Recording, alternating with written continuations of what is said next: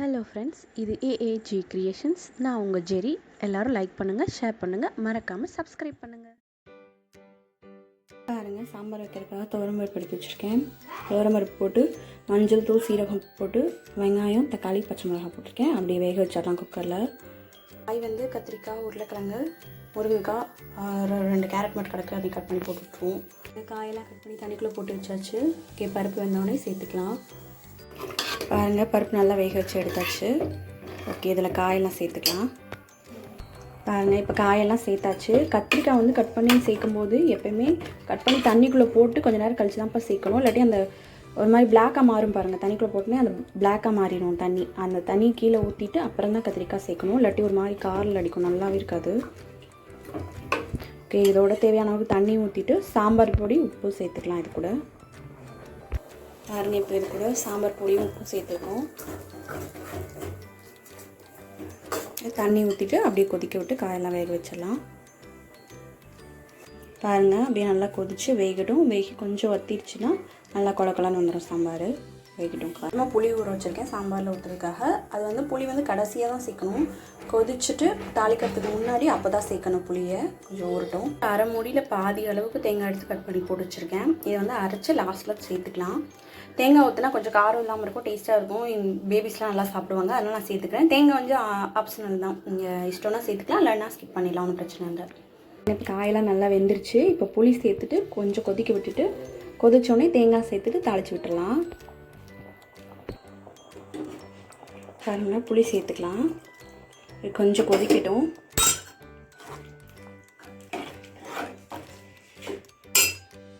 Okay, புளி சேர்த்து கொதிச்சிருச்சு. இப்போ தேங்காய் சேர்த்துக்கலாம். இதையும் நல்லா கொதிக்க விட்டு தாளிச்ச உடனே ஆஃப் பண்ணிடலாம். அவ்வளோதான். கடுகு பருப்பு அது வெடிச்சதும் கருவேப்பிலையும் வரமிளகாயும் போட்டிருக்கோம். ஓகே, இதை இப்போ சாம்பாரில் சேர்த்துக்கலாம்.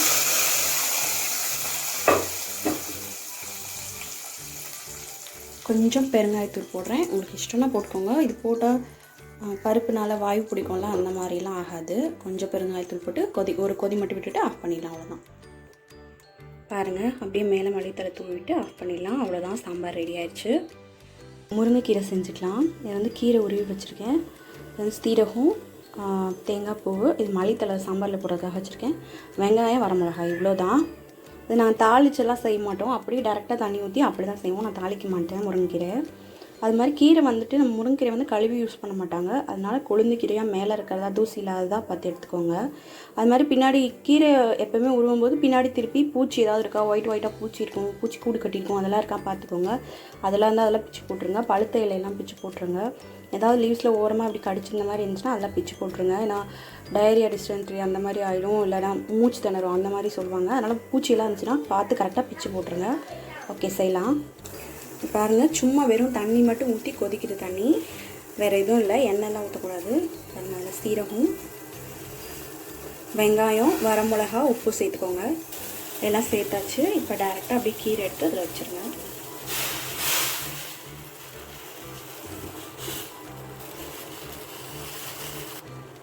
இப்போ பாருங்கள், கீரை எடுத்து அப்படியே இதில் வச்சாச்சு. இப்போ வந்து இதுவே வெந்துடும், வந்து உள்ளே போயிடும். மூடி வைக்க வேணாம், கலர் மாறிடும். இப்போ வந்து இதில் தண்ணி இருக்குல்ல, இது சீக்கிரமே வெந்துடும். முருங்கீரை வந்து ஒரு 2 நிமிஷம் 5 நிமிஷம் தான், அவ்வளோதான், சீக்கிரமே வெந்துடும். இப்போ கீரை மென்று சாப்பிட மாட்டாங்கல்ல சில பேர், அந்த மாதிரி இருக்கவங்களுக்கு இப்போ இந்த தண்ணியை மட்டும் அது வெந்தோடனே, நல்லா ஃபுல்லாக வெந்தோடனே தண்ணியை மட்டும் எடுத்து ஒரு 1/2 டம்ளர் அந்த மாதிரி கொடுத்துட்டிங்கன்னா ரொம்ப நல்லது. சத்தெல்லாம் அதில் இருக்கும். சாப்பிடாதவங்களுக்கு கூட சூப் மாதிரி அப்படியே குடிக்க வச்சிடலாம். ஓகே, வேகட்டும், மூடி வைக்க வேணாம். அவ்வளோதான். பாருங்கள், 2 மினிட்ஸ் தான் ஆகுது, அப்படியே உள்ளே போயிடும் ஃபுல்லாக. அவ்வளோதான், வெந்துருச்சு. இப்போ வேணுன்னா கீரை சாறு அப்படி எடுத்துக்கலாம், எடுத்து குடிச்சிக்கலாம். நான் எடுக்கலை, ஏன்னா எங்கள் வீட்டில் எல்லாருமே கீரை சாப்பிடுவாங்க. சின்ன பிள்ளையிலேருந்தே தம்பிங்களுக்கு எல்லாத்துக்கும் கொடுத்து தான் பழக்கிறோம். கீரை, காய்கறி எல்லாத்துக்கும் கொடுத்து பழக்கணும், தான் நல்லது. இது சாப்பிட மாட்டாங்க அப்படி இப்படிலாம் இல்லை. சின்ன பிள்ளையிலேருந்தே சாப்பிட மாட்டாங்கன்னா இதில் இந்த சத்து இருக்குது, இதை சாப்பிட்டேன்னா நல்லா கண்ணு தெரியும் அப்படி இப்படி சொன்னிங்கன்னா அவங்களே சாப்பிட்ருவாங்க இன்ட்ரெஸ்ட் எடுத்துக்கிட்டு. நாங்களாம் அந்த மாதிரி தான் பழக்கி வச்சுருக்கோம். அவ்வளோதான், வெந்துருச்சு நல்லா. இப்போ இந்த தண்ணி மட்டும் வற்றினோடனே தேங்காய் பூ போட்டுட்டு வதக்கிட்டு அப்படியே ஆஃப் பண்ணிடலாம். பாருங்கள், கலர் மாறவே இல்லை. பாருங்கள், மூடி வச்சுருவோம். இல்லை நிறைய தண்ணி ஊற்றி அப்படியே சொதன்னு வேக வச்சிட்டோம்னா ஒரு மாதிரி ப்ரௌன் கலர் மாதிரி ஒரு மாதிரி மாறிடும். நான் வந்து தண்ணி எல்லா காயில் எல்லாத்துலேயுமே கொஞ்சம் லிமிட்டாக தான் வைப்பேன், கீழே போகாமல் வேஸ்ட் பண்ணாமல் இப்படி தான் வைப்பேன். பாருங்கள் தண்ணி வற்றிச்சு, தேங்காய் பூ சேர்த்துக்க. பாருங்கள் இப்போ லாஸ்ட்டில் நல்லா தேங்காய் பூ சேர்த்துட்டு கிளறி ஆஃப் பண்ணிடலாம். அவ்வளோதான் முடியுது. ஆஃப் பண்ணியாச்சு, அவ்வளோதான். முருங்கைக்கீரை ரெடி ஆகிடுச்சு. பாருங்கள் நல்லா சூப்பரான சாம்பார் அண்ட் முருங்கைக்கீரை ரெடி ஆகிடுச்சு. ஓகே, எல்லோரும் செஞ்சு சாப்பிட்டு பாருங்கள். சாப்பிட்டு பார்த்துட்டு எப்படி இருக்குன்னு சொல்லுங்கள். ஓகே, பாய்.